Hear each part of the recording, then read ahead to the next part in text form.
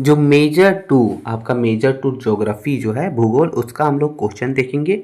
जितने भी important question है वो देखेंगे, साथ ही साथ आंसर के साथ देखेंगे दोस्तों। तो आप इसे समझ लीजिए, आपके लिए ये वीडियो बहुत ज़्यादा इंपॉर्टेंट है। और आपको जो है सिर्फ मेजर टू ही पढ़ना है थ्योरी के लिए, और मेजर थ्री जो आपका है वो प्रैक्टिकल रहता है। तो सिर्फ आपके लिए एक ही है, आपको अच्छे से करके जाना है ताकि छूटे ना। तो चलिए पहला क्वेश्चन हो जाता है, जितने भी इंपॉर्टेंट है सिर्फ वही लिए हम, ठीक है। तो पहला क्वेश्चन है दोस्तों, बोला कि भारत के प्रमुख धरातलीय स्वरूप लिखिए तथा किसी एक पर जो है संक्षिप्त विश्लेषण कीजिए या फिर उसके बारे में लिखिए। तो ऐसा क्वेश्चन देखिए आपके गेस्ट पेपर में भी दिया है और कई बार पूछा भी जा सकता है। तो चलिए इसका आंसर हम लोग देखते हैं। तो बोल रहा है कि भारत एक विशाल और विविध भौगोलिक विशेषताओं वाला देश है। यानी भारत जो है बहुत ही विशाल और बहुत सारे अलग अलग भौगोलिक विशेषताओं के लिए ये जो है प्रसिद्ध देश है ना।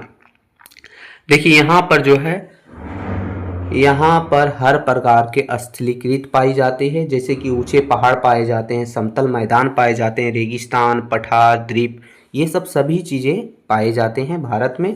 इन प्रमुख धरातलीय स्वरूपों को भौगोलिक रूप से 6 मुख्य भागों में बांटा गया है। यानी जितने भी इन सभी धरातलीय स्वरूप है उनको भौगोलिक रूप से दोस्तों सिर्फ 6 भागों में, 6 टाइप में बांटा गया है, जो हम लोग नीचे देखेंगे।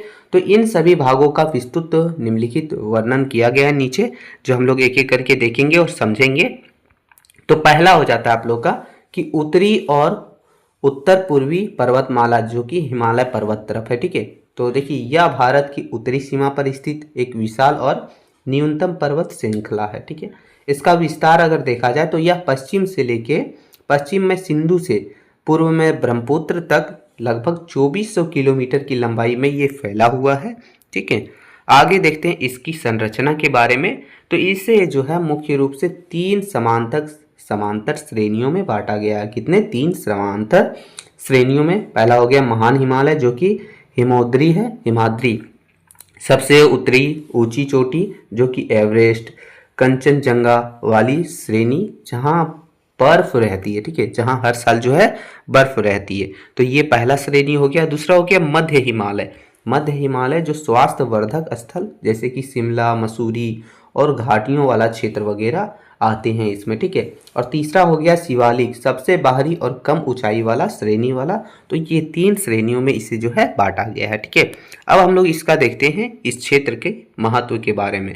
यानी यहाँ क्या होता है, यहाँ देखिए ठंडी हवाएं रक्षा करता है, तो हवाओं से रक्षा करता है, ठीक है। और बारहमासी नदियों का स्रोत है। यानी बारहमासी यानी 12 मास, यानी 12 महीना यहाँ जो है नदियों का स्रोत रहता है। तो ये हो गया पहला हम लोग का पहला जगह, पहला जो है धरातल स्थल। दूसरा धरातल स्थल जो है वो है उत्तरी मैदान, ठीक है। तो यहाँ हिमालय के दक्षिण में और पर्यादीपीय पठार के उत्तर में स्थित एक विशाल समतल और उपजाऊ क्षेत्र है, ठीक है। इसका निर्माण के बारे में देखें तो इस मैदान का निर्माण जो है मुख्य रूप से 3 बड़ी नदी प्रणालियों से हुआ है, जो कि सिंधु नदी, गंगा नदी, ब्रह्मपुत्र नदी और इनकी सहायक नदियों द्वारा जमा की गई जलोढ़ मृदा से हुआ है यहाँ का निर्माण, ठीक है। यह मैदान जो है दोस्तों वो हजारों वर्षों से नदियों द्वारा लाई गई मिट्टी के जमाव से बना है। यानी नदी जो है अपने द्वारा जो कुछ कुछ मिट्टी लाती है काट के जमाव से, तो उसी से ये बना है। इसकी विशेषताएं अगर देखा जाए तो चलिए देखते हैं इसकी विशेषताएं, इस जगह की विशेषताएं। तो यहाँ जो है कृषि के लिए भारत का सबसे महत्वपूर्ण क्षेत्र है, क्योंकि देखिए यहाँ कृषि बहुत ज़्यादा होती है, ठीक है। आगे दूसरा जो है यह समतल भूमि, पानी की उपलब्धता और उपजाऊ मिट्टी के कारण भारत का सबसे घनी आबादी वाला भौगोलिक प्रभाग है। यानी कि बहुत ही भौगोलिक भाग है, बहुत ही यहाँ जो है उपजाऊ, पानी की उपलब्धता, समतल भूमि के कारण यहाँ खेती भी ज़्यादा होती है, ठीक है। आगे कि भौगोलिक रूप से इसे जो है भाबर, तरई, भंगार जो कि पुरानी जलोढ़ कहते हैं, इन सभी का नाम है, ठीक है। और नई जलोढ़ जो कि खादर में विभाजित किया जाता है, यानी अलग अलग में विभाजित किया जाता है। तो ये हम लोग का दूसरा था। अब तीसरा जो है हम लोग का दोस्तों वो है पर्यादीपीय पठार। तो बोल रहा है यह भारत का सबसे पुराना और सबसे स्थिर भूभाग है। यानी ये जो है वो सबसे पुराना है और ये जो है स्थिर है, ठीक है। यह एक मेज की आकृति वाला क्षेत्र है।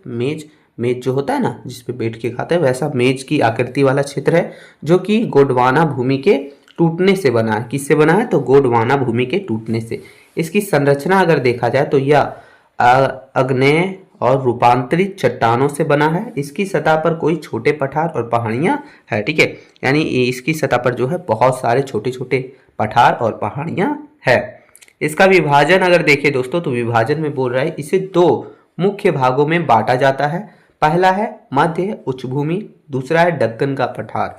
तो पहला मध्य उच्च भूमि में जो है वो नर्मदा नदी के उत्तर में स्थित पठारी भाग है, जैसे कि मालवा का पठार। दक्कन का पठार में देखा जाए तो ये एक त्रिभुजाकार भूभाग है जो नर्मदा के दक्षिण में स्थित है, ठीक है। इसके किनारे पर जो है पश्चिमी घाट और पूर्वी घाट पहाड़ियां वगैरह है। तो ये दो भागों में इसे विभाजित किया जाता है। इसके महत्व के बारे में हम लोग देखते हैं, आखिर महत्व क्या है इसका, ठीक है। तो महत्व देखिए लिखा है दोस्तों कि यह पठार जो है खनिजों जैसे कि लोहा, कोयला, मैग्नीज वगैरह ये सब का भंडार है यहाँ, जिससे जो है भारत के औद्योगिक विकास को बल मिलता है, ठीक है। तो ये इसकी महत्व है। अब इसका आगे चौथा जो है वो हम लोग का है भारतीय मरुस्थल, जिसको बोलते हैं थार मरुस्थल के नाम से भी जानते हैं। यह आरावली पर्वतमाला के पश्चिम में राजस्थान में स्थित है। कहाँ है? राजस्थान में पश्चिम में, ठीक है। इसकी विशेषताएं अगर देखा जाए तो यह एक शुष्क यानी कि ड्राई यानी सूखा हुआ, ठीक है, और अर्ध शुष्क यानी छोटा मतलब कम सूखा हुआ, ठीक है, क्षेत्र है जहाँ वर्षा बहुत कम होती है। यानी 1500 मिमी से भी कम वर्षा होती है, मतलब बहुत कम वर्षा होती है, सीधा समझिए, ठीक है। यहाँ की स्थलकृति रेतीला टीलों और बंजर भूमि से भरी हुई है। टीले जो होते हैं ना रेत के ऐसे, ठीक है, उससे और बंजर भूमि से भरी हुई है। बंजर यानी कि जहाँ कुछ भी उपजाऊ ना हो, ठीक है। वनस्पति बहुत कम पाई जाती है दोस्तों। यहाँ की एकमात्र महत्वपूर्ण नदी जो है वो है लूनी। कौन सी नदी है? लूनी। तो ये हम लोग का चौथा था। अब पांचवा हम लोग का जो है वो तटीय मैदान। तटीय मैदान नाम से ही समझ रहे हैं, नदी वगैरह के तट के सामने जो मैदान है उसे ही बोलते हैं तटीय मैदान। तो देखिए चलते हैं। बोलता है कि भारत के पर्यद्वीपीय पठार के दोनों किनारों पर समुद्र के समांतर पतली समतल पट्टियां हैं जिन्हें तटीय मैदान कहते हैं। देखिए वही बात है, नदियों के किनारे, समुद्र के किनारे जो पतली समतल पट्टी जैसी है उसे ही जो है तटीय मैदान कहते हैं दोस्तों। पहला हो गया पश्चिमी तटीय मैदान। ये संकीर्ण और अरब सागर के किनारे स्थित है, जिन्हें कोंकण जो कि उत्तरी भाग में है, कंकड़ मैदान जो कि मध्य भाग में है और मालाबार तट जो कि दक्षिण भाग में बटा गया है। तो ये है पश्चिमी तटीय मैदान। फिर आगे है पूर्वी तटीय मैदान। पूर्वी तटीय मैदान ये तुलनात्मक रूप से जो है चौड़े और समतल, ठीक है, जो बंगाल की खाड़ी के किनारे हैं। इन्हें उत्तरी सरकार यानी उत्तरी भाग और कोरोमंडल तट भी कहा जाता है यानी दक्षिणी भाग कहा जाता है, ठीक है। तो ये है इसका महत्व। अगर देखा जाए तो ये क्षेत्र मछली पकड़ने, बंदरगाहों के विकास और चावल की खेती के लिए महत्वपूर्ण है, क्योंकि जो है आसपास जो है पानी की अच्छी उपलब्धता है ना। तो ये हम लोग का पांचवा था। अब आगे छठा देखिए तो बोल रहा है कि द्वीप समूह। तो भारत के पास दो प्रमुख द्वीप समूह है जो हम लोग एक एक करके देखते हैं। पहला हो जाता है लक्षद्वीप द्वीप समूह, ये आपने पढ़ा भी होगा। ये अरब सागर में केरल तट के पास स्थित है। कहाँ है? केरल तट के पास अरब सागर में। ये मुख्य रूप से प्रवाल भित्ति से बने हैं और आकार में बहुत ही छोटे हैं ये लक्षद्वीप समूह, ठीक है। आगे जो हम लोग का है वो अंडमान एंड निकोबार द्वीप समूह। ये बंगाल की खाड़ी में स्थित है और आकार में जो है बहुत बड़े हैं, ठीक है, यानी आकार में जो है बड़े हैं। ये माना जाता है कि जलमग्न पर्वत श्रृंखलाओं के ऊपरी हिस्से हैं अंडमान और निकोबार। तो ये दो महत्वपूर्ण द्वीप हैं। अब देखिए आगे दोस्तों इसका महत्व देखें तो ये महत्व ये है कि इन द्वीपों का सामरिक महत्व है और यहाँ घने वन और वन्य जीव पाए जाते हैं, यानी बहुत सारी जंगलें पाई जाती है और यहाँ बहुत सारे वन्य जीव यानी वन में पलने वाले जीव पाए जाते हैं, ठीक है। तो ये था। अब देखिए बोला है किसी एक धरातलीय स्थल के बारे में उसके बारे में विवरण दीजिए, ये लिखा है। तो हमने एक लिख लिया है उत्तरी मैदान के बारे में, ठीक है। तो उत्तरी मैदान जिसे जो है इंडो गैंगोटिक प्लेनेट भी कहा जाता है, प्लेन भी कहा जाता है। क्या कहा जाता है? इंडो गैंगटिक प्लेन भी कहा जाता है। भारत के भौगोलिक आत्मा है ये। इसकी विश्लेषण जो है निम्नलिखित बिंदुओं से स्पष्ट होता है। तो बोला है विश्लेषण करने किसी एक पर, तो वही कर रहे हैं हम लोग। तो इसका जीवन रेखा अगर देखा जाए तो यह क्षेत्र सिंधु, गंगा और ब्रह्मपुत्र नदियों द्वारा बनाए गए डेल्टा और मैदान है। इन नदियों ने हिमालय से बहकर लाई गई उपजाऊ जलोढ़ मृदा की मोटी परत बिछा दी है, जिससे यहाँ क्षेत्र अत्यधिक समृद्ध बन गया है। यानी यह जो क्षेत्र है दोस्तों वो क्या है? सिंधु नदी, गंगा नदी, ब्रह्मपुत्र नदी और बहुत सारे छोटी मोटी सहायक नदियों से जो है ये डेल्टा और मैदान बना दिया है। कहाँ से? वो जो अपने द्वारा जो है नदी से जलोढ़ मृदा लाती है, ठीक है, उसी से जो है यहाँ बन चुका है, ठीक है। तो यही है, परत जैसा बिछ चुका है मोटा सा, तो यही है। आगे कृषि का केंद्र भी है या कैसे है? तो यहाँ की मिट्टी इतनी उपजाऊ है कि यहाँ भारत की खाद्य सुरक्षा की रीढ़ है, जैसे कि गेहूँ, चावल, गन्ना और दलहन जैसी फसल जो है बहुत ज़्यादा यहाँ उगाई जाती है। जनसंख्या का घनत्व है यहाँ, यानी कि समतल भूमि, सिंचाई की सुविधा और कृषि की संभावनाओं के कारण यहाँ विश्व की सबसे घनी आबादी वाला क्षेत्रों में से एक है। यानी यहाँ जो है आबादी भी बहुत ज़्यादा है, ठीक है। जैसे आप देख सकते हैं दिल्ली, लखनऊ, पटना, कोलकाता जैसे प्रमुख शहर इसी के क्षेत्र में आते हैं दोस्तों। अब है आगे दोस्तों सांस्कृतिक एवं ऐतिहासिक महत्व। भारत का अधिकांश इतिहास जो है सांस्कृतिक और इतिहास के विकास से ही क्षेत्र में हुआ है, क्योंकि यहाँ जो है बहुत पहले हमेशा मानव बस्तियाँ के लिए आदर्श स्थितियाँ रही है, इसलिए यहाँ ये महत्व भी है, ठीक है। तो ये हम लोग का था पहला क्वेश्चन, जिसमें हम लोग को बोला गया है कि भारत के धरातलीय स्थल के बारे में लिखने पूरे जितने भी हैं, उसके बाद साथ साथ एक धरातलीय स्थल का विवरण देना है अच्छे से, तो वो हमने देख लिया। अब क्वेश्चन नंबर दूसरा की ओर चलेंगे दोस्तों। क्वेश्चन नंबर दूसरा जो है वो भी बहुत ज़्यादा इंपॉर्टेंट है आपके लिए।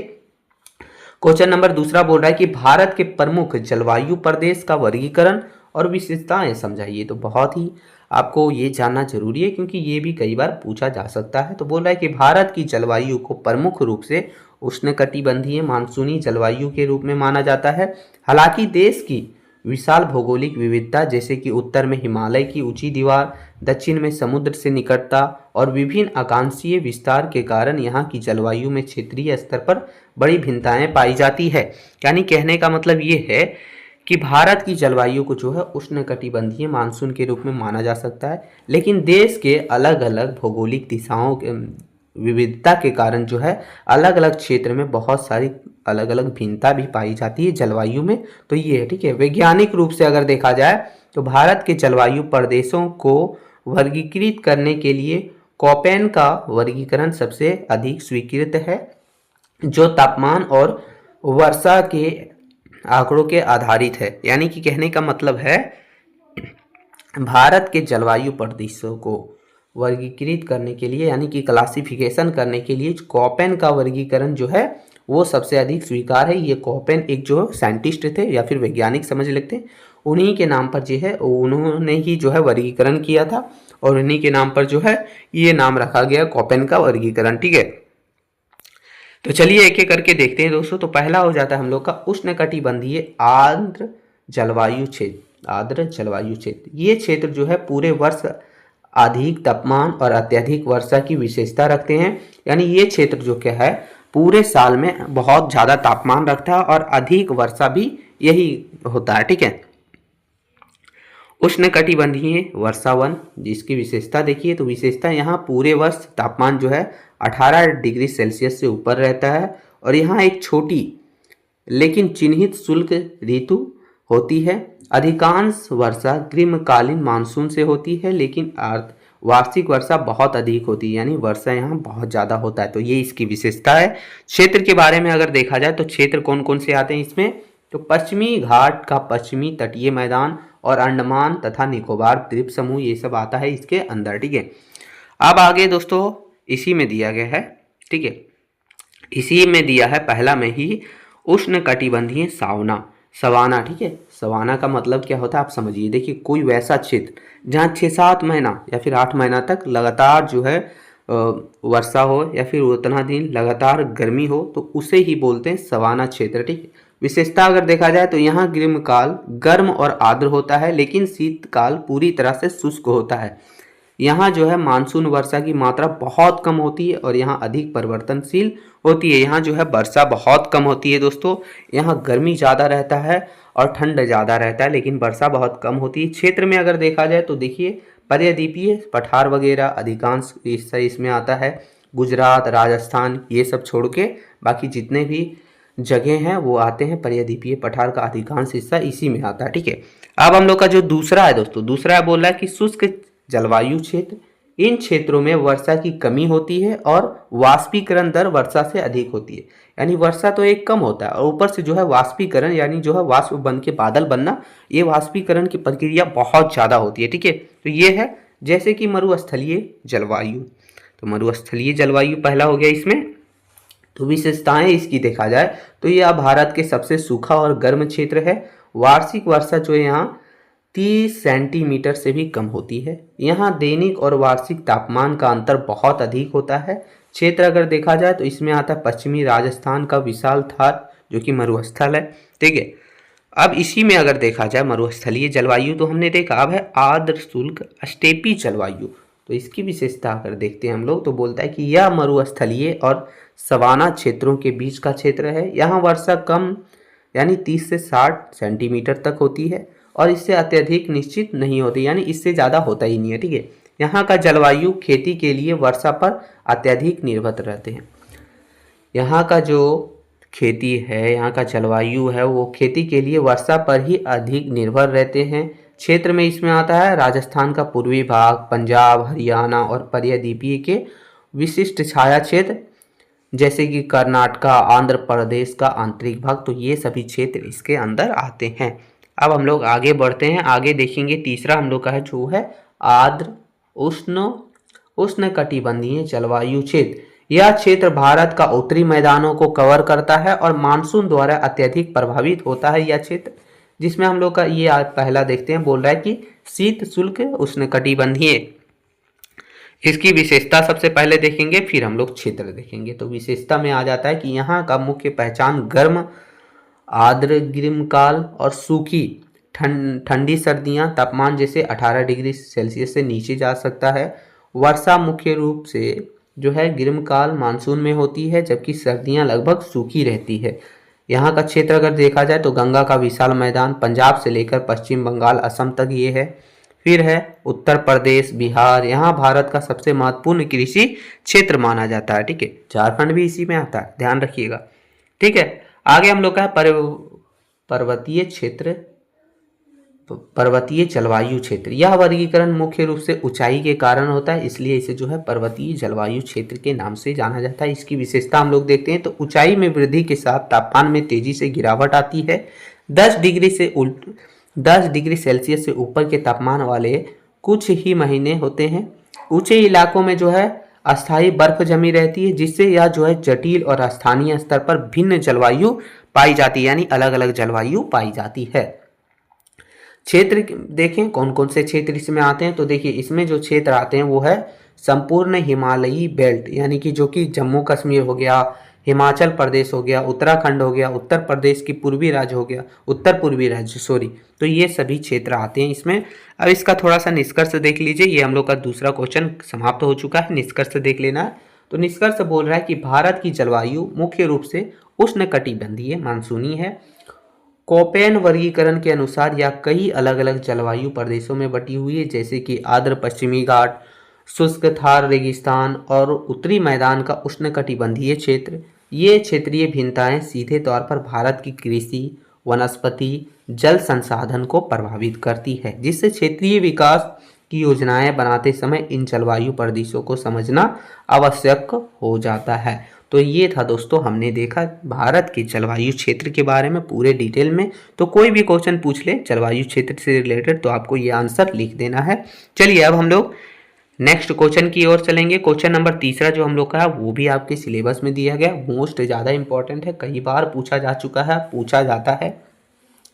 क्वेश्चन है, बोल रहा है कि हरित क्रांति के कारण प्रभाव एवं परिणामों की वर्णन कीजिए। तो ये भी क्वेश्चन बहुत ज़्यादा इंपॉर्टेंट है, एक एक करके हम लोग इजीली समझेंगे। वैसे आप हिस्ट्री में पढ़े होंगे ये सब, ठीक है, पहले पढ़े होंगे, बहुत सारा कुछ कुछ इसका जानकारी होगा। तो बोला है कि हरित क्रांति भारत में 1960 के दशक के मध्य में शुरू हुई थी और ये किस लिए हुई थी, तो कृषि की पहल थी यहाँ। ठीक है, इसका उद्देश्य था जो है उच्च उपज वाली किस्मों की बीजें, रसायनों एवं सिंचाइयों का उपयोग से जो है गेहूं और धान के उत्पादन में यानी कृषि में तेजी से बढ़ावा देना, तेज करना, ये सब था इसका उद्देश्य था। और देश की खदान की कमी और अकाल की स्थिति से मुक्त करना था, यही था हरित क्रांति। तो भारत में इसका कारण क्या था, चलिए देखते हैं। भारत में हरित क्रांति का कारण, तो भारत में हरित क्रांति की आवश्यकता 1960 के दशक के मध्य में उत्पन्न हुई, जब देश गंभीर खाद्य संकट का सामना कर रहा था। इसके प्रमुख कारण निम्नलिखित थे। पहला कारण ये था कि गंभीर खाद्य संकट, यानी उस समय क्या हुआ था, भारत के खाद्यान्न उत्पादन बहुत कम था, जो बढ़ती आबादी की ज़रूरतों को पूरा करने में सक्षम नहीं था और अकाल पड़ चुका था। ठीक है। फिर इसका दूसरी जो कारण है वो है विदेशी सहायता पर निर्भरता। भारत को अपना पेट भरने के लिए संयुक्त राष्ट्र अमेरिका जैसे देशों से अनाज आयात करना पड़ता था, यानी वहाँ से लाना पड़ता था, मंगवाना पड़ता था, जिससे देश की संप्रभुता प्रभावित हो रही थी, अर्थव्यवस्था वगैरह भी जो है ढल रहा था। फिर आगे दोस्तों की पारंपरिक कृषि पद्धति, यानी कि किसान पुराने तरीके, निम्न गुणवत्ता वाले बीजों और मानसून पर अत्यधिक निर्भर थे, जिससे जो है खेती कम होती थी, पैदावार कम होती थी और जो है अनाज भी कम होता था। फिर आगे क्या है, बोला वैज्ञानिक प्रगति। अंतर्राष्ट्रीय स्तर पर नॉर्मन वोरलॉग द्वारा गेहूं की उच्च उपज वाली किस्मों की बीजों का विकास हो चुका था, जिसने एक समाधान प्रदान किया। इसने जो है एक समाधान, ये बीज जो था वो एक समाधान दिया। सरकारी पहल, यानी कि भारत सरकार ने कई तकनीकें को अपने बड़े पैमाने पर लागू करने का निर्णय किया, ताकि ये सबसे निपटा जा सके और अकाल वगैरह से भी बच सके, जो है उपज को बढ़ाया जा सके। तो हरित क्रांति का प्रभाव और परिणाम, यानी हरित क्रांति तो हुआ, अब उसका प्रभाव क्या पड़ा, उसका परिणाम क्या निकला, वो हम लोग देखते हैं। तो बोला हरित क्रांति के भारत पर व्यापक परिणाम हुए, जिन्होंने सकारात्मक और नकारात्मक दोनों दृष्टि से देखा जा सकता है। यानी देखिए हर एक चीज़ का परिणाम दो निकलता है, यानी एक सकारात्मक होता है यानी अच्छी परिणाम, एक नकारात्मक होता है यानी उसका कुछ बुरा असर भी होता है, साइड इफेक्ट भी होता है, तो वो हम लोग देखेंगे। तो सकारात्मक प्रभाव अगर देखा जाए या फिर परिणाम, तो देखिए खाद्य उत्पादन में भारी वृद्धि हुई। जैसे कि क्या हुआ, गेहूं और चावल के जैसी मुख्य फसलों के लिए उत्पादन में अभूतपूर्व वृद्धि हुई। भारत खाद्यान्न में आत्मनिर्भर बन गया। और ये कैसे हुआ, क्योंकि देखिए उच्च किस्म के बीज, ठीक है, रासायनिक उर्वरक और जो है सिंचाई के माध्यम वगैरह का भी उपयोग किया जाने लगा। आगे देखेंगे हम लोग, टेंशन मत लीजिए। आगे लिखा है देखिए खाद्य सुरक्षा, देश में अनाज की सुरक्षित भंडार स्थापित हो गया, जिससे अकाल और भुखमरी का खतरा टल गया। किसानों की आय में वृद्धि हुई, कई तकनीक अपनाने वाले किसानों की आर्थिक स्थिति सुधरी और ग्रामीण समृद्धि आई। विशेषकर पंजाब, हरियाणा और पश्चिमी उत्तर प्रदेश में जो है उन लोगों की स्थिति में सुधार हुआ, उन लोगों की आय में भी वृद्धि हुई। ठीक है। आगे देखिए बोल रहा है कि औद्योगिक विकास का प्रोत्साहन क्या हुआ, देखिए कृषि उपकरण जैसे कि ट्रैक्टर वगैरह जो भी है वो सब कृषि उपकरण है ना, तो उन सभी उर्वरक यानी खाद वगैरह, कीटनाशक और सिंचाई के जुड़े उद्योगों में भी भारी बढ़ावा मिला। अब ट्रैक्टर जहाँ बन रहा है वहाँ तो बिकेगा ना, तो ये सब चीज़ को भी औद्योगिक दृष्टि से भी ये जो है बहुत ज़्यादा बढ़ावा मिला, विकास हुआ। अब इसके देखिए नकारात्मक प्रभाव, वो तो सकारात्मक थे, बहुत अच्छा हुआ, अकाल वगैरह टल गया है ना। अब देखिए कुछ कुछ नकारात्मक प्रभाव भी थे जो हम देखेंगे। पहला हुआ क्षेत्रीय असमानता। क्या हुआ, हरित क्रांति का लाभ जो है देश के कुछ ही हिस्सों तक सीमित रहा, जैसे कि पूर्वी भारत, बिहार, उड़ीसा और दक्षिणी भारत के कई क्षेत्र जो है पीछे छूट गए थे, जिससे भौगोलिक असमानताएं बढ़ी। यानी क्या हुआ, इसका जो हरित क्रांति का लाभ जो हुआ था वो देश के कुछ ही हिस्सों में हुआ था, पूरी हिस्सों में नहीं हुआ था, जिसमें से जो है बिहार, उड़ीसा वगैरह और दक्षिण भारत वगैरह ये सब क्षेत्र जो है छूट गए थे, इनका लाभ नहीं हो पाया उन्हें। फिर आर्थिक असमानता हुई। कैसे हुई, तो देखिए इस क्रांति के लिए आवश्यक महंगी तकनीक जो है वो केवल बड़े और धनी किसान ही खरीद सकें। अब जैसे ट्रैक्टर वगैरह हो गया, कोई रासायनिक खाद हो गया, फिर कुछ उपकरण वगैरह हो गए, वो जो है धनी, ये जो भी रिच, जो थोड़ा पैसे वाले हैं वही सब खरीद पाते थे, जिससे क्या होता था गरीब और अमीर किसानों के बीच अंतर और गहरा हो जाता था। अब गरीब नहीं खरीद पा रहा तो दोनों के बीच भिन्नता आई ना, आर्थिक असमानता आई ना, तो ये तब आगे देखिए पर्यावरणीय क्षरण हुआ। कैसे हुआ, तो देखिए अब जब रासायनिक उर्वरक यानी खाद और कीटनाशक का अत्यधिक प्रयोग होगा तो मिट्टी की गुणवत्ता जो है कम होगी, है ना। गुणवत्ता कम होने से क्या होता है, प्राकृतिक उर्वरता भी खराब हो जाती है। जो हम लोग का मिट्टी यानी खेती का जो उर्वरता मतलब उपजाऊ शक्ति है वो भी खत्म हो जाती है। गहन सिंचाई के कारण पंजाब और हरियाणा जैसे राज्यों में भूजल स्तर जमीन की नीचे का पानी में खतरनाक गिरावट आई। और क्या हुआ, जब सिंचाई ज़्यादा होने लगा तो जो है पानी का जो स्तर है, यानी जमीन के नीचे जो पानी का स्तर है वो धीरे धीरे नीचे जाने लगा। ठीक है, भूजल स्तर जो है नीचे जाने लगा, तो ये भी बहुत बड़ा नुकसान है।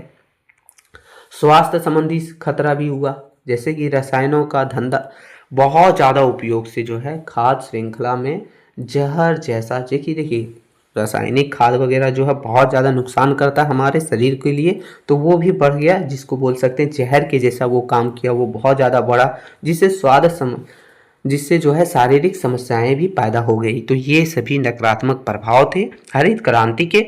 अब निष्कर्ष अगर देख लेते हैं हम, थोड़ा सा निष्कर्ष हमने लिखा, बोला है कि हरित क्रांति भारत के लिए खाद्य सुरक्षा सुनिश्चित करने वाली एक ऐतिहासिक उपलब्धि थी, लेकिन हालांकि इसमें जो है खाद्य के आत्मनिर्भर बनाया। इसके कारण उत्पन्न हुई क्षेत्रीय असमानताएं और पर्यावरण पर नकारात्मक प्रभाव भी जो है आज भी जो है भारत की कृषि नीति के लिए बड़ी चुनौती बने हुए हैं, यानी इसका नकारात्मक प्रभाव जो है वो आज भी असर डालते हुए है। तो ये था दोस्तों हरित क्रांति के बारे में पूरे डिटेल। तो अगर आए तो आपको ये आंसर लिख देना है। आगे क्वेश्चन नंबर चौथा हम लोग देखेंगे। तो क्वेश्चन नंबर चौथा है, बोला है कि भारत की प्रमुख प्राकृतिक वनस्पतियों का संक्षिप्त वर्णन कीजिए। तो ये मोस्ट इंपॉर्टेंट क्वेश्चन में से भी आप एक लिख सकते हैं। आंसर देखिए, बोल रहा है कि भारत में जलवायु, मिट्टी और विशेष रूप से वर्षा की मात्रा बहुत अधिक जो है होती है। इसी कारण से यहाँ जो है कई प्रकार की अलग अलग प्रकार की वनस्पतियां पाई जाती है। इस विविधताओं के आधार पर जो है भारतीय वनों को मुख्य रूप से 5 प्रमुख समूहों में वर्गीकृत किया जाता है, यानी 5 प्रमुख समूहों में बांटा जाता है। तो चलिए एक एक करके पांचों को हम देखते हैं और समझेंगे आखिर कौन कौन से हैं। तो पहला हो गया उष्णकटिबंधीय सदाबहार वन। तो ये वो वन है, इस क्षेत्र में क्या पाए जाते हैं, तो देखिए ये वैसे क्षेत्र हैं दोस्तों जहां पर साल भर में भारी वर्षा और उच्च तापमान रहता है। इसकी विशेषताएं हम लोग देखते हैं, तो विशेषताएं में क्या क्या आता है। तो देखिए ये वन अत्यंत घने होते हैं और इसकी पत्तियां जो है साल भर हरी रहती है, इसीलिए इसे सदाबहार वन के नाम से भी जाना जाता है, यानी सालों भर इसकी पत्तियां जो हैं, ठीक है, वो हरी रहती है। यहाँ पेड़ की ऊंचाई 60 मीटर या इससे भी अधिक हो सकती है और यहाँ कई स्तर की वनस्पति पाई जाती है, जैसे कि झाड़ियाँ, लते, ऊंचे ऊंचे पेड़, ये सब मिलते हैं। आर्द्रता बहुत अधिक होती है यहाँ, इसलिए जो है पत्तियाँ हरी भी रहती है। ठीक है, क्षेत्र में कौन कौन से क्षेत्र आते हैं वो भी देखेंगे हम लोग, प्रमुख वृक्ष और जीव भी देखेंगे। तो प्रमुख क्षेत्र पहले देख लेते हैं, क्षेत्र कौन कौन से हैं। तो पश्चिमी घाट की पश्चिमी ढलान, अंडमान निकोबार द्वीप समूह, लक्षद्वीप और उत्तर पूर्वी राज्यों के कुछ हिस्से जैसे कि असम वगैरह। ठीक है, इसमें जो है प्रमुख वृक्ष और जीव के बारे में देखें तो एबोनी, महोगनी, रोजवुड, रबड़, ये सब। यहाँ जो है हाथी, बंदर, चमगादड़ और कई प्रकार की पंछी भी पाए जाते हैं। तो ये था पहला हम लोग का। अब दूसरा है उष्णकटिबंधीय पर्णपाती वन। तो ये हम लोग समझेंगे आखिर क्या है। तो ये भारत के सबसे व्यापक रूप से पाए जाने वाले वन हैं और इन्हें जो है मानसूनी वन भी कहा जाता है। पर्णपाती वन यहीं से पता चल रहा है जहाँ पानी की भरपूर मात्रा हो, तो ये इसीलिए इसे जो है मानसूनी वन भी कहा जाता है। विशेषताएं इसकी देखें तो ये वन जो है शुष्क मौसम की शुरुआत में लगभग 6 से 8 सप्ताह के लिए अपनी पत्तियां गिरा देते हैं, फिर जो है नई पत्तियां बन जाते हैं। ठीक है, इसे जो है वर्षा के आधार पर जो है आर्द्र पर्णपाती और शुष्क पर्णपाती में बांटा गया है, यानी 2 क्षेत्रों में बांटा गया है। ठीक है, 2 भागों में बांटा गया है। इसका क्षेत्र में कौन कौन से क्षेत्र आते हैं वो देखेंगे, फिर मुख्य वृक्ष और जीव देखेंगे। क्षेत्र में देखें तो देश के अधिकांश भाग, जिसमें कि हिमालय के तलहटी से लेकर झारखंड, पश्चिम बंगाल, उड़ीसा, छत्तीसगढ़ और महाराष्ट्र, ये सभी राज्य शामिल हैं दोस्तों। फिर है इसके प्रमुख वृक्ष और जीव, देखिए साल, सागौन, शीशम, चंदन, महुआ, पीपल, नीम, ये सभी प्रमुख वृक्ष हैं। और यहाँ कौन कौन से जीव पाए जाते हैं, तो शेर, बाघ, सूअर, हिरन और हाथी आमतौर पर इधर पाए जाते हैं। तो ये सभी दूसरा में हमने देखा, यानी उष्णकटिबंधीय पर्णपाती वन। अब तीसरा हम लोग का है उष्णकटिबंधीय कांटेदार वन और झाड़ियाँ। तो चलिए ये देखेंगे दोस्तों। तो बोल रहा है कि ये वन जो है उन क्षेत्रों में उगते हैं जहाँ बहुत कम वर्षा होती है और सूखा पड़ता है, तो उन सभी क्षेत्रों में जो है ये सब उगते हैं। विशेषताएं अगर देखा जाए तो यहाँ वनस्पति बहुत कम होती है और पेड़ दूर दूर में होते हैं, यानी कुछ कुछ इलाकों में होते हैं क्योंकि वर्षा कम होती है।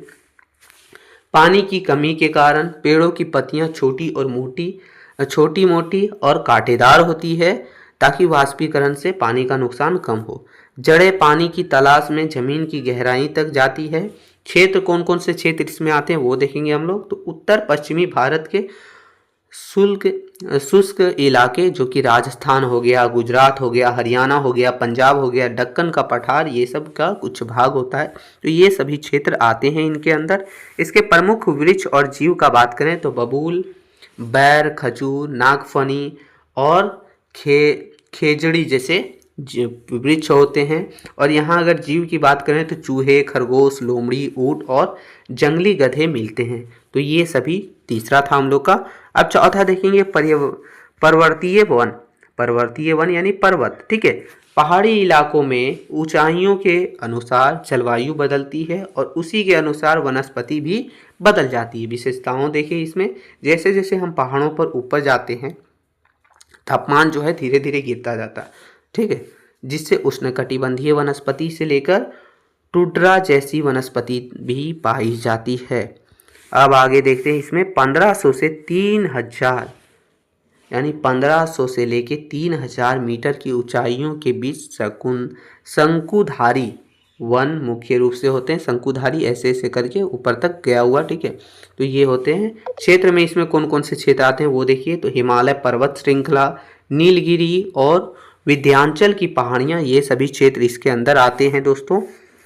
प्रमुख वृक्ष और जीव देख लेते हैं हम लोग। तो यहाँ कौन कौन से प्रमुख जीव और वृक्ष पाए जाते हैं। तो चीड़, देवदार, सिल्वर फर, स्प्रूफ, यहाँ ये सब पेड़ हैं। और यहाँ कौन कौन से जानवर पाए जाते हैं। तो कश्मीरी महामृग, चीतीदार हिरन, जंगली भेड़ और हिम तेंदुआ जैसे जानवर यहाँ पाए जाते हैं। तो ये हम लोग का था चौथा पर्वतीय, ठीक है। आगे है दोस्तों मैंग्रोव वन, जो कि ज्वारीय वन भी इसे कहते हैं। ये अनोखे वन हैं जो समुद्र के किनारे और नदियों की डेल्टा क्षेत्रों में पाए जाते हैं, जहां खारा पानी और मीठा पानी पाया जाता है।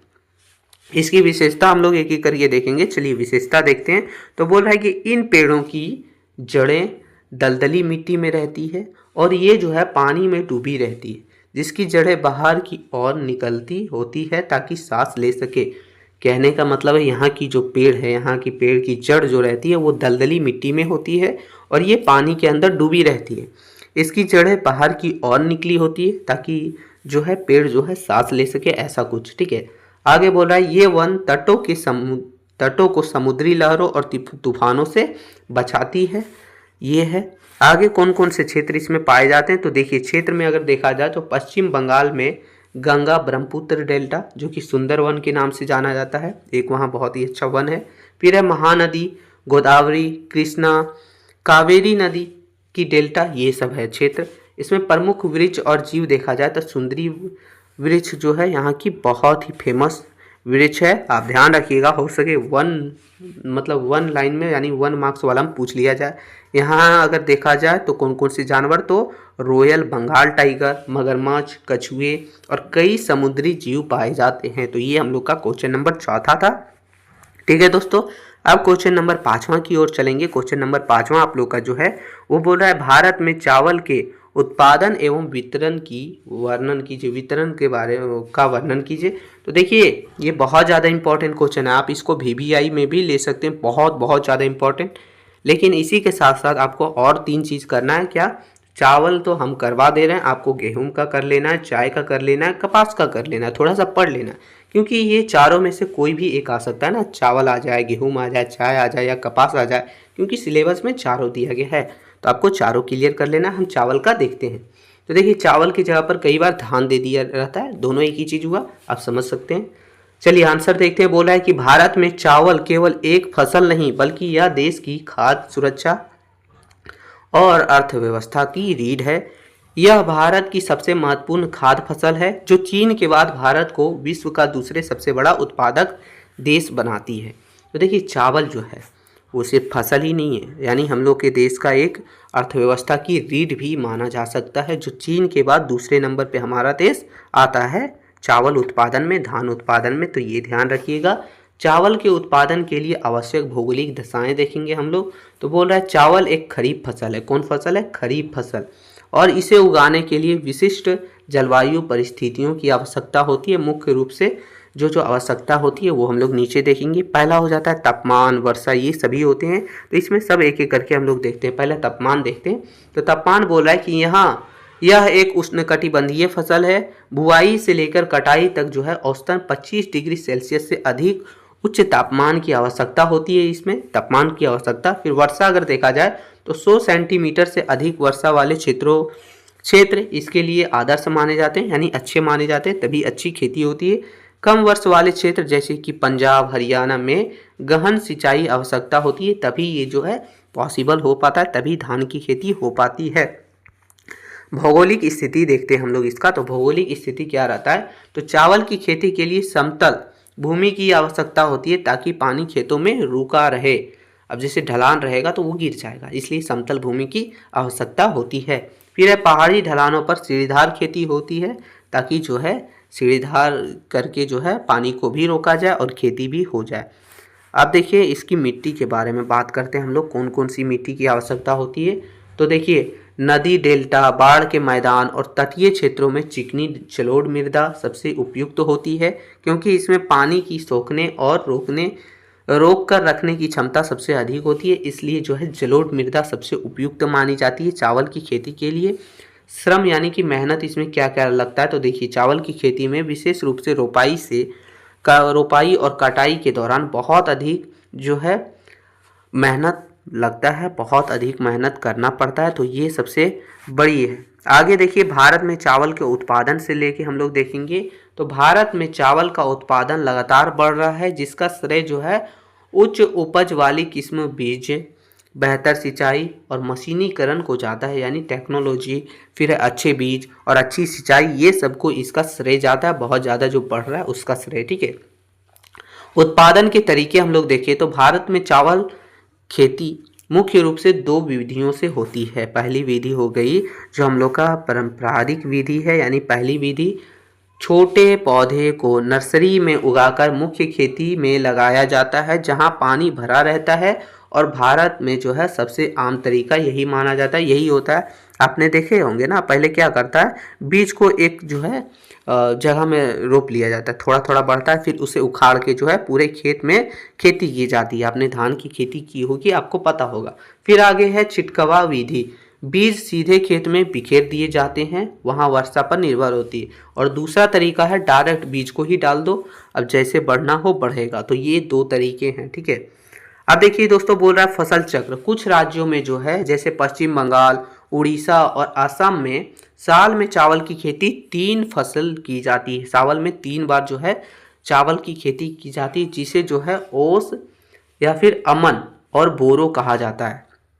क्या क्या कहा जाता है? ओस, अमन और बोरो कहा जाता है। भारत में चावल का वितरण देख लेते हैं, यानी कहाँ कहाँ खर्च है, क्या क्या होता है, तो वो देख लेते हैं।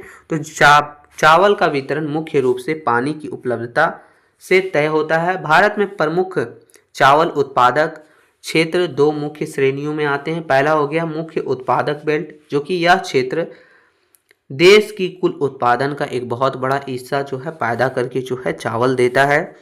कौन सा देश क्षेत्र आता है? तो पूर्वी भारत, जो कि डेल्टा और बाढ़ के मैदान, पश्चिमी बंगाल हो गया इसमें, यानी यह भारत का सबसे बड़ा उत्पादक राज्य है, जहां गंगा और ब्रह्मपुत्र के डेल्टा का कारण जो है वर्षा भर खेती संभव होता है और अच्छे से 3 बार खेती की जाती है बंगाल में। दूसरा हो गया उत्तर प्रदेश। उत्तर प्रदेश में अपने विशाल गंगा के मैदान के कारण यह एक प्रमुख उत्पादक है। फिर आगे हो गया उड़ीसा, बिहार, छत्तीसगढ़, ये राज्य भी जो है महत्वपूर्ण उत्पादक हैं। छत्तीसगढ़ को भारत का चावल या फिर कटोरा भी कहते हैं, यानी भारत का कटोरा या फिर चावल का कटोरा, राइस बोल भी कहा जाता है छत्तीसगढ़ को, ये ध्यान रखिएगा।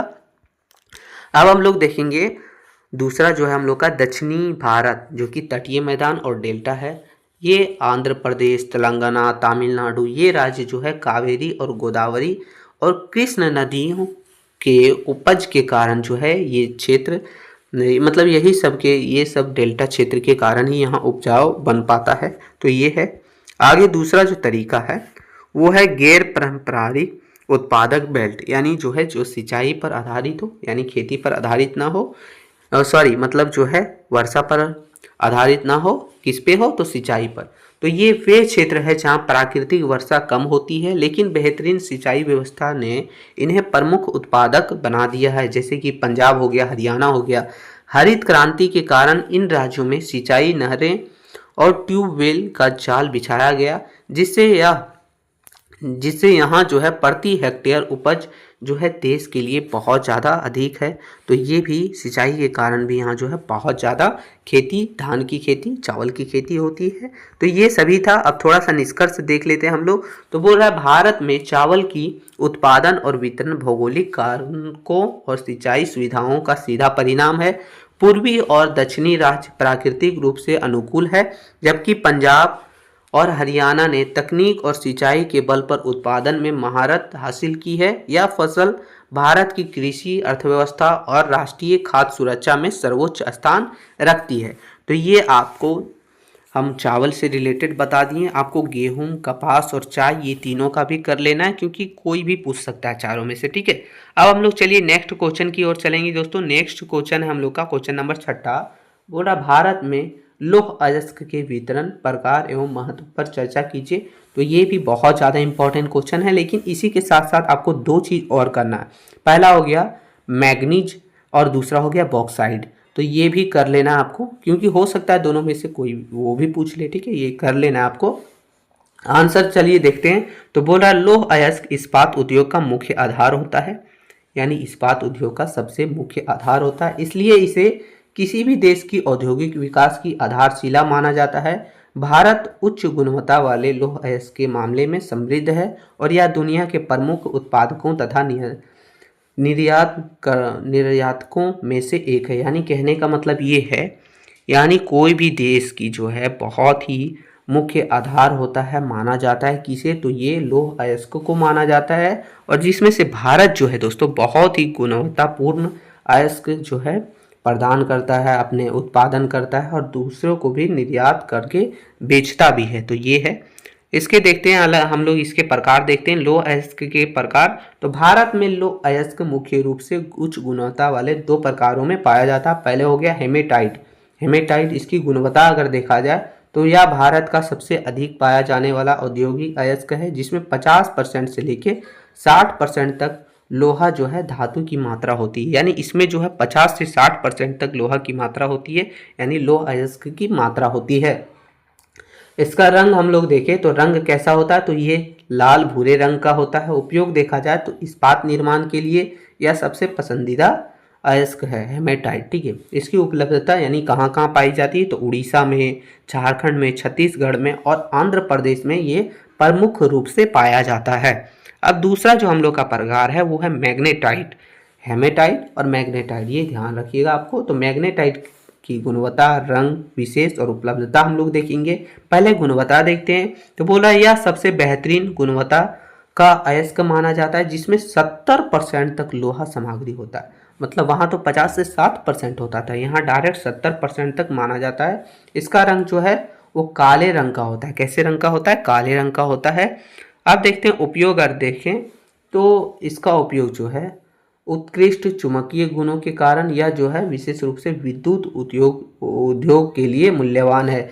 यानी विद्युत इलेक्ट्रिसिटी वगैरह के लिए ये ज़्यादा, विद्युत वगैरह के लिए ये ज़्यादा उपयोग माना जाता है। उपलब्धता यानी कहाँ कहाँ पाई जाती है, तो कर्नाटक, गोवा, तमिलनाडु और केरल में इसके भंडार हैं। तो ये सब जगह पर जो है पाए जाते हैं। दो तरह के हमारे यहाँ पाए जाते हैं, हेमेटाइट और मैग्नेटाइट, ठीक है। अब भारत में लौह अयस्क का वितरण देख लेते हैं, कहाँ कहाँ पाया जाता है, कौन कौन सी जगह पर। तो देखिए भारत में लौह अयस्क के भंडार कुछ विशिष्ट भौगोलिक क्षेत्रों में केंद्रित है, जिसे 4 पेटियों में बांटा जा सकता है। 4 पेटियों में बांटा गया है। पहला पेटी जो हो गया हम लोग का उड़ीसा झारखंड पेटी। यह भारत की सबसे बड़ी और समृद्ध लौह अयस्क पेटी है, जहाँ हेमेटाइट अयस्क पाया जाता है। यानी यह जो पेटी है, जो उड़ीसा और झारखंड पेटी है, यहाँ जो है हेमेटाइट अयस्क पाया जाता है। उड़ीसा में अगर देखा जाए तो मयूरभंज और जो है क्योंझर जिले प्रमुख उत्पादक क्षेत्र हैं। झारखंड में अगर देखा जाए तो सिंहभूम जिला में जो है नोवा मुंडी और गुआ के खदानों उच्च गुणवत्ता वाले अयस्क के लिए जाने जाते हैं। दूसरा पेटी जो हम लोग का है दुर्ग बस्तर चंद्रपुर पेटी। तो यह पेटी जो है छत्तीसगढ़ और महाराष्ट्र राज्यों में फैली हुई है। छत्तीसगढ़ में अगर देखते हैं तो बोल रहा है कि बेलाडीला रेंज विश्व प्रसिद्ध है। यहाँ का अयस्क इतना उच्च गुणवत्ता वाला है कि इसे सीधे विशाखापट्टनम बंदरगाह से जापान और दक्षिण कोरिया को निर्यात किया जाता है। यहाँ 14 जमाव पाए जाते हैं। यानी कहने का मतलब है ये है छत्तीसगढ़ में जो पाया जाता है अयस्क वो इतना ऊंचा गुणवत्ता वाला होता है कि इसको जो है डायरेक्ट जो है विशाखापट्टनम के बंदरगाह से डायरेक्ट जापान और दक्षिण कोरिया में भेज दिया जाता है। तो ये इतना गुणवत्ता वाला होता है। आगे हम लोग का जो तीसरा पेटी है दोस्तों वो है बेलारी चित्रदुर्ग और चिक्कमगलूर तुमकुर पेटी। तो यह पेटी पूरी तरह से कर्नाटक राज्य में स्थित है और ये जो है मैग्नेटाइट भंडार के लिए जानी जाती है। ठीक है, मुख्य क्षेत्र ये जो है सांडूर होसपेट क्षेत्र ये मुख्य पाए जाते हैं, जहाँ वो कुद्रमुख भंडार देखते हैं। कुद्रमुख भंडार के बारे में तो ये जो है चिक्कमगलूर जिले में केंद्रमुख की खदानें मैग्नेटाइट का एक विशाल भंडार है जो दुनिया का सबसे बड़े भंडारों में से एक मानी जाती है। दुनिया का सबसे बड़े भंडारों में से एक मानी जाती है। तो ये तीसरा पेटी के बारे में हमने देखा। चौथा पेटी जो है हम लोग का वो है महाराष्ट्र गोवा पेटी। यह पेटी गोवा और महाराष्ट्र के रत्नागिरी जिले तक फैली हुई है। विशेषता अगर देखें तो यहाँ का अयस्क जो है गुणवत्ता यानी जो है वो थोड़ा कम होता है लेकिन खनन आसान होता है। यानी यहाँ की गुणवत्ता जो है अयस्क की वो थोड़ा कम होती है लेकिन यहाँ का जो खनन होता है वो आसान होता है, आसानी से प्राप्त किया जाता है। निर्यात के लिए अगर देखा जाए तो यह क्षेत्र यानी इस क्षेत्र से निकले गए अधिकांश अयस्क को गरमाओं ममरगांव बंदरगाहों के माध्यम से निर्यात कर दिया जाता है, यानी भेज दिया जाता है ममरगांव। ठीक है, तो ये था दोस्तों। आगे हम लोग देखिए इसका महत्व देखेंगे, किसका लौह अयस्क का महत्व। हमने वितरण देख लिया, इसमें भारत का वितरण कितना कहाँ से उपजाऊ होता है। अब इसका देख लेते हैं महत्व। तो बोल रहा है कि लौह अयस्क को किसी भी देश की औद्योगिक विकास की रीढ़ की हड्डी माना जाता है। क्या माना जाता है? रीढ़ की हड्डी। इसका महत्व निम्नलिखित बिंदुओं से स्पष्ट होता है। पहला हो गया औद्योगिकरण का आधार है ये। औद्योगिक युग में लगभग हर उद्योग को इस्पात की आवश्यकता होती है जो कि लोहा अयस्क से ही बनता है। कोई भी मशीन से लेकर रेलवे हो गया, ऑटोमोबाइल हो गया, उपकरण हो गया, रक्षा उपकरण हो गया, इन सभी को में जो है इस्पात यानी लोहा का उपयोग होता है। ठीक है, इसलिए ये जो है बहुत ज़्यादा उपयोग है। आर्थिक विकास अगर देखा जाए तो लौह अयस्क उद्योग सकल घरेलू उत्पाद यानी जीडीपी में बड़ा योगदान देता है। भारत में इस्पात उत्पादन इतना बढ़ता है कि जो है देश की अर्थव्यवस्था उतनी ही मजबूत होती है। यानी कहने का मतलब ये है भारत में जितना उत्पादन बढ़ेगा उतना देश की अर्थव्यवस्था मजबूत होती जाएगी। तो ये भी बहुत ज़्यादा निर्भर करता है। ठीक है, आगे बुनियादी ढांचा निर्माण जैसे कि पुल हो गया, इमारत हो गया, बांध हो गया और सड़क के निर्माण में और घर निर्माण में, इन सभी जगहों पे भी जो है ये बहुत ज़्यादा ज़रूरी चीज़ है। इसके बिना जो है नहीं हो पाएगा। तो यही लोहा के बिना कुछ नहीं हो पाता है। तो ये देश की बुनियादी ढांचों का विकास की गति देता है। तो ये भी मुख्य कारण है, इसलिए रीढ़ का हड्डी कहा गया है। आगे विदेशी मुद्रा अर्जन यानी विदेशी मुद्रा जो है कमाना। भारत उच्च गुणवत्ता वाले लौह अयस्क का एक प्रमुख निर्यातक देश है। जापान, दक्षिण कोरिया, चीन और मध्य पूर्व के देशों को निर्यात करके भारत बहुमूल्य विदेशी मुद्रा कमाता है। रोजगार सृजन, खनन से परिवहन, इस्पात निर्माण, उद्योग प्रत्यक्ष और अप्रत्यक्ष रूप से यानी डायरेक्ट इनडायरेक्ट रूप से जो है लाखों लोगों को रोजगार प्रदान करता है। अब वहाँ खनन होगा, वहाँ परिवहन चलेगा, इस्पात निर्माण होगा, तो वहाँ लाखों लोगों को रोजगार मिलेगा ना, जिससे जीवन स्तर में भी सुधार होता है। तो ये सब था लौह अयस्क के बारे में दोस्तों। तो आपको ध्यान रखना है। आप चाहें तो निष्कर्ष भी थोड़ा सा लिख दीजिएगा, नहीं भी लिखिएगा चलेगा, ठीक है। तो ये हम लोग का क्वेश्चन नंबर था। क्वेश्चन नंबर 7वां देखेंगे। क्वेश्चन नंबर 7वां बोल रहा है कि भारत में कोयला का वितरण और उत्पादन का वर्णन कीजिए। तो चलिए कोयला देख लेते हैं हम लोग। बाकी अगर कुछ सिलेबस में दिया है मैग्नीज बॉक्साइड या फिर कुछ भी हो तो उसे आप जरूर एक बार कर ही लीजिएगा, भूलिएगा मत। तो चलिए देखते हैं। आंसर बोल रहा है भारत में कोयला ऊर्जा का सबसे प्रचुर और महत्वपूर्ण स्रोत है, यानी कि बहुत ही प्रचुर है, प्रचुर मात्रा में पाया जाता है और बहुत ही महत्वपूर्ण जो है स्रोत है, जो देश की लगभग 70% बिजली की जरूरतों को पूरा करता है। भारत कोयले का दूसरे सबसे बड़ा उत्पादक और उपभोक्ता है। कोयले का वितरण मुख्य रूप से दो भूवैज्ञानिक युगों के क्षेत्रों में केंद्रित है, यानी कहने का मतलब ये है भारत में जो है कोयला बहुत ज़्यादा भी पाया जाता है और बहुत ज़्यादा उपयोग भी होता है। तो इसे जो है दो युगों यानी दो वर्गों में बांट के हम लोग समझेंगे। तो चलिए देखते हैं एक एक करके नीचे समझेंगे। पहला हो गया, उससे पहले हम लोग देखते हैं भारत में कोयले का वितरण जो है दो प्रमुख श्रेणियों में पाया जाता है। पहले गोंडवाना कोयला क्षेत्र, तो गोंडवाना कोयला क्षेत्र के बारे में पहले देख लेते हैं, फिर दूसरा देखेंगे हम लोग। इसमें दोस्तों बोल रहा है कि यह भारत का कुल कोयला भंडारण का लगभग 98% हिस्सा और उत्पादन 99% हिस्सा इन्हीं क्षेत्रों से आता है।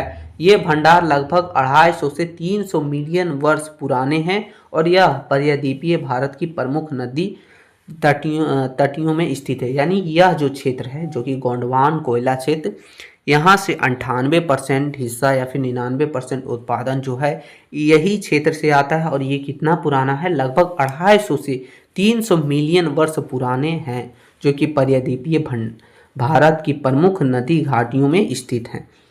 प्रमुख गोंडवान क्षेत्र देखते हैं एक एक करके। गोंडवाना क्षेत्र कौन कौन से आते हैं, तो पहला हो गया इसमें दामोदर घाटी पेटी, जो कि झारखंड और पश्चिम बंगाल आता है। झारखंड में यह भारत की सबसे बड़े कोयला भंडार वाला राज्य है। झरिया भारत की सबसे पुरानी और समृद्ध कोयला खदान है। यहाँ बेहतरीन कोकिंग कोल पाया जाता है। दोस्तों कहाँ कहाँ पाया जाता है, तो देखिए बोकारो, गिरिडीह और करणपुरा और भी बहुत सारे अन्य प्रमुख क्षेत्र हैं जहाँ पाए जाते हैं कोयला झारखंड के। फिर अब पश्चिम बंगाल में देखा जाए तो रानीगंज कोल फील्ड इस पेटी का एक महत्वपूर्ण हिस्सा है और यहाँ प्रचुर मात्रा में जो है कोयला पाया जाता है, प्रचुर भंडार है यहाँ कोयले का। तो ये हो गया। दूसरा हो गया महानदी घाटी पेटी, इसमें आता है उड़ीसा और छत्तीसगढ़। तो उड़ीसा में तालचेर और हरिकुंड प्रमुख खदानें हैं। उड़ीसा भंडार के मामले में दूसरे सबसे बड़ा राज्य है। छत्तीसगढ़ अगर देखा जाए तो कोरबा, विश्रामपुर और चीलमिरी प्रमुख क्षेत्र है जहां कोयला पाए जाते हैं। फिर तीसरी पेटी हम लोग का हो गया आगे जो है, बोल रहा है गोदावरी वर्धा घाटी पेटी, जो कि तेलंगाना और महाराष्ट्र है। तेलंगाना में सिंगरेनी खदानें और महाराष्ट्र में वर्धा घाटी के क्षेत्र जो है इसमें प्रमुख है। आगे हो गया सोन घाटी पेटी, जो कि मध्य प्रदेश में है। सिंगरौली, सुहागपुर और उमरिया यहाँ के प्रमुख कोयला क्षेत्र हैं जहाँ खनन किया जाता है, कोयला निकाला जाता है। अब दूसरा भाग में बांटा गया, वो तो पहला था गोंडवान क्षेत्र, दूसरा जो है तृतीय कोयला क्षेत्र। ये भंडार अपेक्षाकृत छोटे और लगभग 55 मिलियन वर्ष पुराने हैं, यानी ये छोटा है और 55 मिलियन वर्ष पुराने हैं। क्षेत्र अगर देखा जाए कौन कौन से आते हैं, तो देखिए क्षेत्र ये प्रमुख रूप से पूर्वांचल राज्य जैसे कि असम, मेघालय, अरुणाचल प्रदेश और नागालैंड पाए जाते हैं, इन सभी क्षेत्रों में पाए जाते हैं। तमिलनाडु भी है। तो यहाँ जो है दोस्तों, यहाँ हम लोग देखते हैं तो यहाँ लिग्नाइट, ठीक है, लिग्नाइट के विशाल भंडार हैं। नेवली लिग्नाइट क्षेत्र दक्षिण पूर्वी एशिया में सबसे बड़ा लिग्नाइट भंडार है, ये तमिलनाडु। जम्मू कश्मीर हो गया, यहाँ रिहायशी क्षेत्रों में एंथ्रेसाइड किस्म का कोयला पाया जाता है जो उच्च गुणवत्ता वाला होता है। तो ये भी क्षेत्र हैं। अब आगे हम लोग देखते हैं भारत में कोयले का उत्पादन, यानी भारत में कोयले का उत्पादन डेटा के आधार पर देखेंगे। चलिए देखते हैं। तो भारत ने अपने घरेलू उत्पादन को बढ़ाने के लिए महत्वपूर्ण प्रयास किए हैं और जो वर्ष 24 से 25 में कुल उत्पादन जो है 1 बिलियन टन को भी पार कर गया। शीर्ष उत्पादक राज्य यानी न्यूनतम आंकड़ों के अनुसार अगर देखा जाए तो छत्तीसगढ़ हाल में ही यह भारत का सबसे बड़ा कोयला उत्पादक राज्य बन गया है, ठीक है। फिर दूसरा हो जाता उड़ीसा, यानी उत्पादन में दूसरे स्थान पर है। झारखंड उत्पादन में तीसरे स्थान पर है, लेकिन गुणवत्ता जो है कोकिंग कोयला में सबसे आगे है, ये ध्यान रखिएगा। उत्पादन में वृद्धि जो है, देखिए वाणिज्यिक खनन और निजी क्षेत्र की भागीदारी बढ़ने से जो है उत्पादन में लगातार वृद्धि देखी जा रही है, तो ये मुख्य कारण है वृद्धि का। फिर है कोल इंडिया लिमिटेड, यह सरकार की स्वामित्व वाली दुनिया की सबसे बड़ी कोयला खनन कंपनी है, जो भारत के कुल उत्पादन का लगभग 80% हिस्सा जो है उत्पादन करती है या फिर खनन करवाती है। ठीक है, अब निष्कर्ष थोड़ा सा हम लोग लिख लेंगे, तो उसको निष्कर्ष देख लेंगे। बोल रहा है भारत में ऊर्जा जरूरतों को पूरा करने के लिए कोयला सबसे महत्वपूर्ण संसाधन है। देश की 98% भंडार जो है गोंडवाना क्षेत्र से ही होता है, जिसमें झारखंड, उड़ीसा, छत्तीसगढ़ वगैरह आते हैं। हालांकि उत्पादन लगातार बढ़ रहा है, लेकिन कोयला अगले कुछ दशकों तक भारतीय अर्थव्यवस्था और बिजली उत्पादन की रीढ़ बना रहेगा। भले ही हम नवीकरणीय ऊर्जा की ओर बढ़ रहे हैं, फिर भी ये कोयला जो है बहुत ज़्यादा महत्वपूर्ण है और आगे वाले दिन में भी ये रीढ़ बना ही रहेगा, उत्पादन का रीढ़। तो ये था क्वेश्चन नंबर 7वां।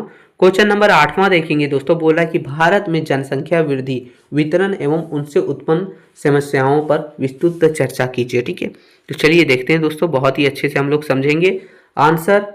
तो जनसंख्या किसी भी देश की सबसे महत्वपूर्ण संसाधन होती है। भारत विश्व में सबसे अधिक जनसंख्या वाला देश है, जहाँ की जनसंख्या गतिशीलता अत्यधिक जटिल, जनसंख्या वृद्धि, वितरण और संरचना का अध्ययन योजना और नीति निर्माण के लिए महत्वपूर्ण है, क्योंकि इनसे जुड़ी समस्याएं सीधे देश के आर्थिक और सामाजिक विकास को प्रभावित करती है। यानी कहने का मतलब ये है, जनसंख्या जो है किसी भी देश की संसाधन हो गया, अर्थव्यवस्था हो गया, गतिशीलता हो गया, इन सभी के लिए बहुत ज़्यादा महत्वपूर्ण रखती है। आगे देखते हैं भारत में जनसंख्या की वृद्धि। तो भारत में जनसंख्या वृद्धि की प्रमुख विशेषताएं इस प्रकार है। ऐतिहासिक परिदृश्य, 1921 के बाद भारत में जनसंख्या में लगातार और तीव्र वृद्धि देखी गई है। महान विभाजक वर्ष माना गया है इसे। आगे देखें तो उच्च जन्म दर और गिरती मृत्यु दर, यानी जनसंख्या में अभूतपूर्व वृद्धि मुख्य रूप से मृत्यु दर में भारी गिरावट का परिणाम है, जबकि जन्म दर की अपेक्षाकृत बनी रही है। यानी जन्म दर बढ़ रहा है, मृत्यु दर घट रहा है, इसलिए जो है जनसंख्या वृद्धि बहुत ज़्यादा हो रहा है और इन दोनों में बहुत ज़्यादा फासला देखा गया है। वर्तमान दर अगर देखा जाए तो हाल के दशकों में वृद्धि दर में कमी आई है, यानी 17 में 0.98 थी। युवा आबादी देखा जाए तो भारत में आबादी का एक बड़ा हिस्सा युवा है, जिसकी औसत आयु जो है 29.5 वर्ष है। इसे जो है जनसांख्यिकी लाभांश भी कहा जाता है, तो ये ध्यान रखिएगा। आगे हम लोग देखेंगे भारत में जनसंख्या का वितरण। तो भारत में जनसंख्या का वितरण अत्यंत असमान है, मुख्य रूप से भौगोलिक, सामाजिक और आर्थिक कारकों पर प्रभावित होता है। उच्च जनसंख्या घनत्व वाला क्षेत्र कौन कौन से, चलिए तो उत्तरी मैदान, जिसमें गंगा और ब्रह्मपुत्र में के उपजाऊ मैदान, समतल भूमि, पर्याप्त वर्षा और कृषि संसाधन के कारण अत्यधिक घनी आबादी वाले क्षेत्र हैं, जो कि बिहार है, उत्तर प्रदेश है, पश्चिम बंगाल है, हरियाणा है, ये सब इनके उदाहरण है। फिर तटीय क्षेत्र, जो कि पश्चिमी और पूर्वी तटीय मैदान के बंदरगाहों, मत्स्य पालन और कृषि के कारण उच्च घनत्व पाया जाता है यहाँ। ठीक है, आगे दोस्तों शहरी और औद्योगिक क्षेत्र, जैसे कि मुंबई, दिल्ली, पुणे और चेन्नई जैसे औद्योगिक और वाणिज्यिक क्षेत्र रोजगार के अवसरों और बेहतर सुविधाओं के कारण बड़ी जनसंख्या में लोगों को आकर्षित करता है, और ये जो है औद्योगिक दृष्टि से इसलिए यहाँ जो है बहुत ज़्यादा घनी आबादी पाए जाते हैं। अब कम जनसंख्या वाला क्षेत्र देखेंगे हम लोग, तो पर्वतीय और पहाड़ी क्षेत्र, जैसे कि हिमालय और पूर्वांचल के उबड़ खाबड़ इलाके, दुर्गम स्थलीकृत, खराब जलवायु और आजीविका के कम अवसरों के कारण यहाँ जो है आबादी कम होती है। फिर आगे दोस्तों शुष्क और रेगिस्तानी क्षेत्र, राजस्थान के थार मरुस्थल और कुछ अति शुष्क क्षेत्र में वर्षा कम, खराब जलवायु के कारण वहाँ आबादी बहुत कम है। तो ये सभी वितरण थे भारत में जनसंख्या के। आप देखते हैं जनसंख्या वृद्धि से उत्पन्न समस्याएं, क्या क्या समस्याएं होती है। तो तीव्र जनसंख्या वृद्धि से देश की संसाधनों और बुनियादी ढांचे जो है उसमें भारी दबाव पड़ता है, जिससे कई सामाजिक और आर्थिक समस्याएं उत्पन्न होती है। एक एक करके देखेंगे। पहले समस्या का पर दबाव संसाधनों पर दबाव, संसाधन कम होते हैं, यानी प्राकृतिक संसाधन जैसे भूमि, जल और ऊर्जा वगैरह, इसका बहुत ज़्यादा उपयोग होता है, जिससे वन की कटाई और पर्यावरणीय क्षरण होता है। घर वगैरह बनाइएगा तो उसके लिए तो पेड़ काटना पड़ेगा ना, जहाँ खाली स्थान नहीं है। बेरोजगारी बढ़ता है, रोजगार के अवसरों की तुलना में कार्यबल की संख्या अधिक होने से बेरोजगारी की समस्या बढ़ती है। विश्व के सर्वाधिक स्नातक यानी कि जो बोलते हैं ग्रेजुएट बेरोजगार में कई भारत में भी है, ठीक है। बुनियादी ढांचे और आवास में कमी, शिक्षा, स्वास्थ्य सेवा, परिवहन और आवास जैसी बुनियादी सुविधाओं पर दबाव बढ़ता है। शहरी क्षेत्रों में झुग्गी झोपड़ियों की संख्या में वृद्धि देखी जाती है। यही सब कारण है, यही सब नुकसान होता है। फिर है कुपोषण और स्वास्थ्य। बढ़ती जनसंख्या के कारण स्वास्थ्य सुविधाओं की अपर्याप्त बनी रहती है। यूनिसेफ की रिपोर्ट के अनुसार विश्व के कुल कुपोषित बच्चों में से 1/3 से अधिक भारत में कुपोषित बच्चा पाए जाते हैं, जो जनसंख्या का एक कारण हो सकता है।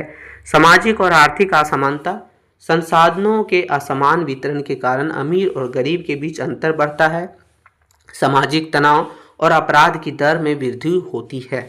फिर है पर्यावरण प्रदूषण। जनसंख्या का दबाव सीधे तौर पर प्रदूषण, जल स्तर में गिरावट और जलवायु परिवर्तन में योगदान देता है।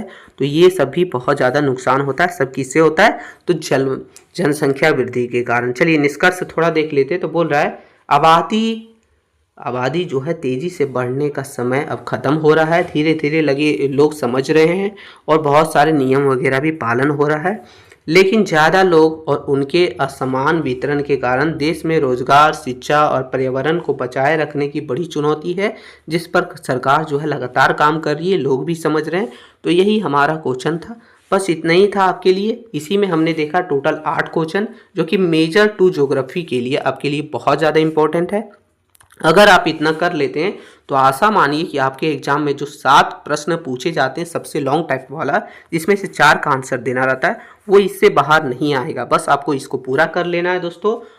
चैनल पर नए हैं तो सब्सक्राइब कर लीजिएगा, वीडियो अच्छा लगा तो लाइक कर लीजिएगा, ठीक है। मिलते हैं नई वीडियो में, तब तक के लिए जय हिंद मित्रों।